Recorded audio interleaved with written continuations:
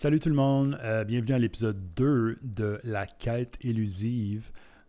J'espère que vous allez bien. Pour ceux qui ont manqué épisode 1, mon nom c'est Jérémy Romain, je suis un professionnel en marketing, branding et communication. Et puis j'ai lancé cette série de vidéos pour documenter ma recherche d'emploi. Je vais vous donner des updates sur mes recherches, un statut un peu émotionnel, et puis je vais vous raconter une anecdote pro ou personnelle chaque semaine. Donc, première des choses cette semaine, suite à ma vidéo de la semaine passée, on m'a fait remarquer que ce que j'ai fait, c'était pas un vlog. Parce qu'un vlog, la définition d'un vlog, c'est qu'il faut qu'il y ait de l'action qui se passe puis que tu suis un peu la personne dans des choses. Fait que moi, vu que j'étais ici, j'étais assis tout le long, c'était pas nécessairement un vlog. C'est plus comme un podcast visuel. Donc, je pense qu'on peut simplement appeler ça une capsule vidéo, peut-être. Aussi, suite à ma vidéo de la semaine passée, il y a beaucoup de gens qui m'ont contacté. Pas pour m'offrir une job, malheureusement. Imagine si ça avait été aussi vite que ça. Guy Laliberté qui m'offre de gérer une de ses pyramides. Non, mais d'autres gens qui sont aussi en recherche d'emploi. Puis ça m'a vraiment touché, en fait. Je savais évidemment qu'il y avait une crise de l'emploi, mais genre, je sais pas, le nombre de gens qui ont reach out, ça a vraiment comme... Ça m'a fait réaliser l'ampleur du problème, de la crise, puis c'était comme un peu épeurant. Oui, c'est cool de se consoler puis de parler de nos craintes puis nos peurs et tout ça, de nos états d'âme entre chercheurs. Mais ça rassure pas tant, mettons. Mais je reste ouvert. J'ai eu des vraiment cool conversations, fait que je veux que ça continue. Puis aussi des gens de comme tous les domaines, des chargés de projet, des comptables, même des CEO, plein d'inconnus, mais aussi des gens que je connaissais, des gens que je respecte, des gens que j'aime. Puis j'étais même pas au courant qui étaient à la recherche d'emploi. Fait que ça, c'était un peu bizarre aussi. Je pense qu'il y a un stigma, que c'est comme honteux d'être sans emploi. Quand la plupart du temps, ça n'a rien à voir avec nos compétences, surtout en ce moment, avec toutes les coupures. C'est touchant que les gens se sentent à l'aise de venir me parler. Parce que j'ai osé me présenter comme ça sous forme vidéo, au grand jour, exposé, vulnérable, tout ça. J'espère que ça va motiver d'autres gens à faire des choses semblables puis à un peu reprendre le contrôle, si on veut, sur la situation. C'est vraiment comme ça que je me sentais la semaine passée après avoir publié la vidéo. Je sentais que je reprenais un peu le contrôle sur ma recherche. En recherche d'emploi, on est vraiment à la merci des ressources humaines, des AI qui scannent les CV. Fait qu'on se sent vraiment impuissant. Fait que c'était cool, on dirait, reprendre comme les règnes de tout ça, puis avoir un sentiment de faire quelque chose qui va potentiellement apporter quelque chose. Beaucoup de gens m'ont aussi félicité sur mon projet de vidéo. Mais on s'entend que le projet, c'est vraiment de se trouver une job. C'est pas de lancer un podcast sur la recherche d'emploi. C'est de trouver un emploi. Mais genre, je dis ça, mais on verra ce qui arrive. Si ça m'aide à trouver un emploi, puis que vous êtes beaucoup à m'écouter, puis à vous passer le mot, je sais pas, peut-être que j'aimerais ça être capable d'aider d'autres gens, puis de promouvoir des gens talentueux que je connais pas, des gens que j'ai rencontrés depuis la semaine passée, puis que je vais rencontrer encore dans le futur. Fait que toutes les possibilités sont sur la table, on verra. Mais c'est ça. Revenons un peu aux vraies choses, un update un peu sur ma situation. La semaine dernière, j'ai pas été contacté par personne par rapport à des offres d'emploi pour lesquelles j'avais postulé dans les semaines précédentes. Mais lundi, j'ai vu 2 posts passer ici, puis sur le grenier aux emplois, qui étaient super intéressants, vraiment dans mes cordes, dont un des 2 qui est vraiment un poste de rêve, dans le domaine des festivals, puis des espaces culturels.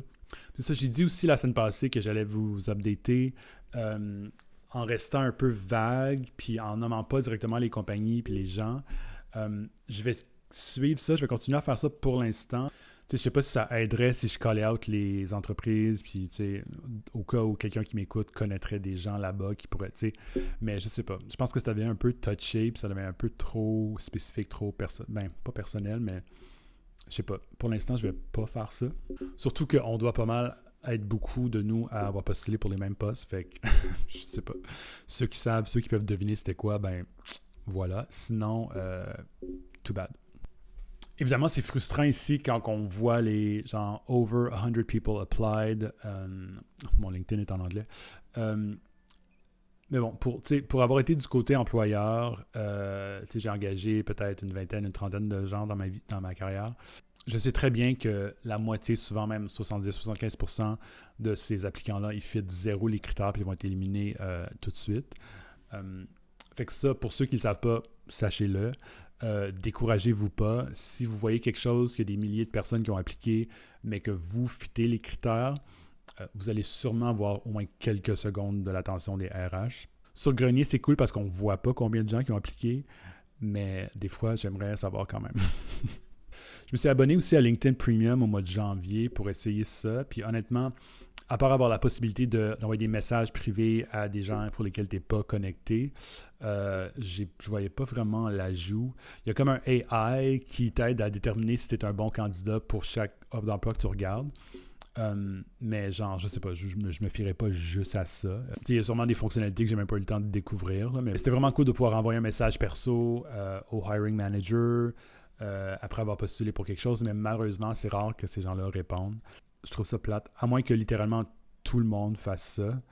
Là, je comprends, mais si c'est juste quelques-uns d'entre nous qui prennent le temps d'écrire un message personnel pour dire « Hey, j'ai appliqué à ce job-là, tu sais, blablabla », ça serait cool d'avoir comme au moins un acknowledgement d'avoir vu le message.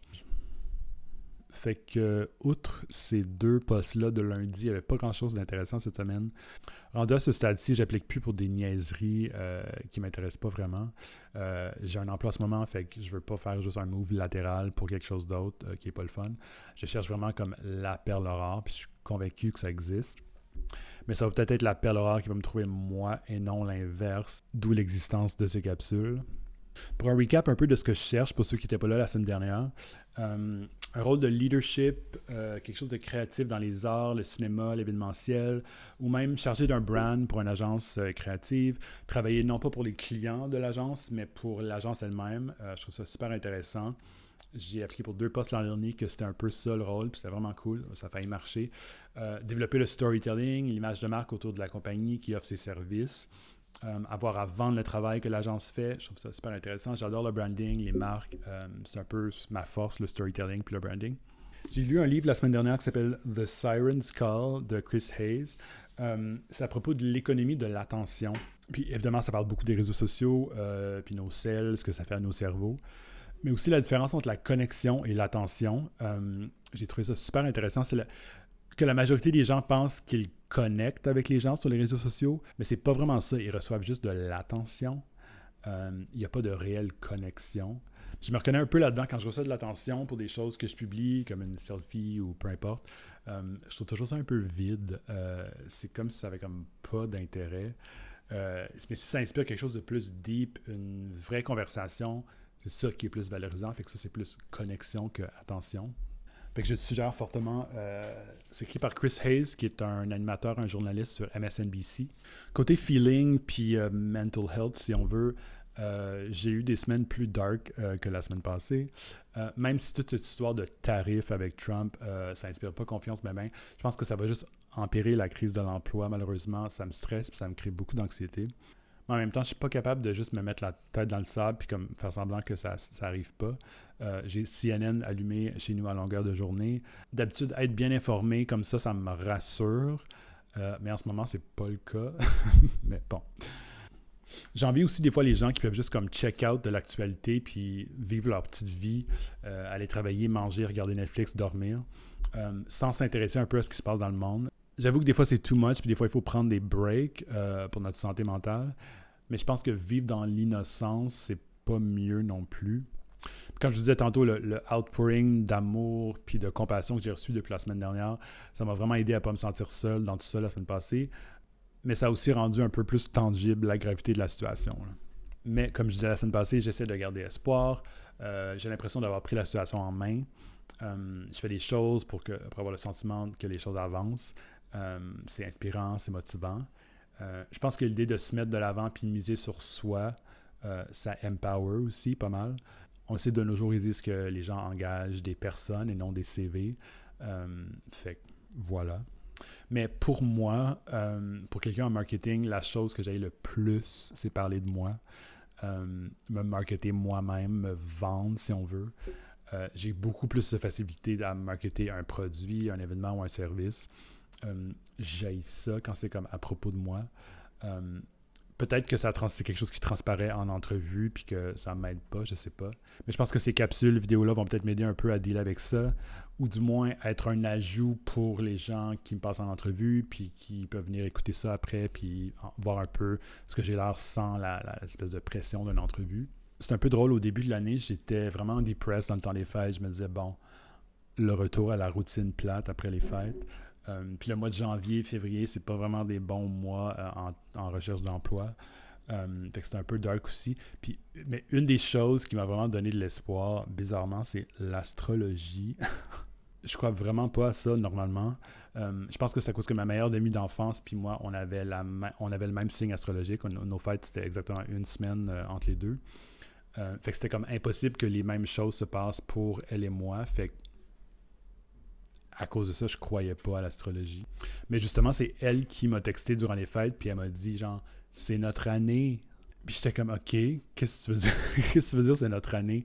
Est-ce que tu dis ça juste pour nous encourager ou tu te bases sur quelque chose pour dire ça?